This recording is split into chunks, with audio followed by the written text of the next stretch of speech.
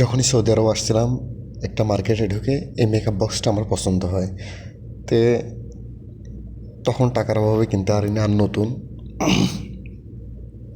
এখন 4 বছর হয়ে গিয়েছে দেশে যাব। তো বইয়ের জন্য তো কী মেকআপ বক্স নেব, কী মেকআপ বক্স নেব, এটা নিয়ে ভাবছিলাম। হঠাৎ আমার মনে আসলো এটা আমি একটা চয়েস করছিলাম। তো অনলাইনে ঘাটাঘাটি করতে করতে নুনে অর্ডার দিই। দেওয়ার পরে আজকে হাতে পেলাম। তো মেকআপ বক্সটা অনেক দামি, বাংলার 10,000 টাকার মতন লাগছে। তো আমার অনেক ইচ্ছা ছিল, আরও ছোটো ছোটো কিছু ইচ্ছা আছে।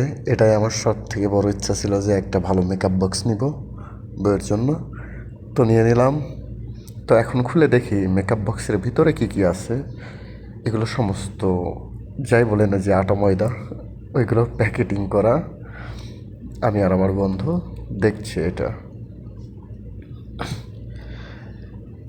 তোর ভিতরে অনেক কিছুই আছে, এগুলোর নাম তো আমি একটাও জানি না। এগুলো কি নখ পালিশ না কি বলে? নখ পালিশ, সরি, নেল পালিশ। আমি তো এগুলো এই প্রথমে দেখছি। মেয়েদের জিনিস মেয়েরাই ভালো জানে। এগুলোর নাম কি কি আপুরা অবশ্যই কমেন্ট করবেন।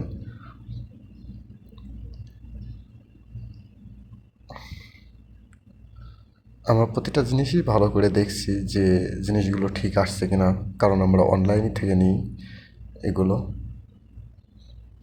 এটা ভুরু পেন।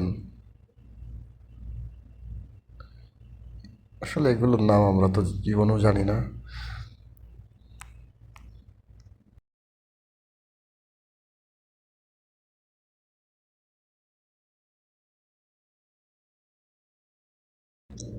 যাই হোক, এই ছোট্ট উপহারটি আমার মিষ্টি বউয়ের জন্য।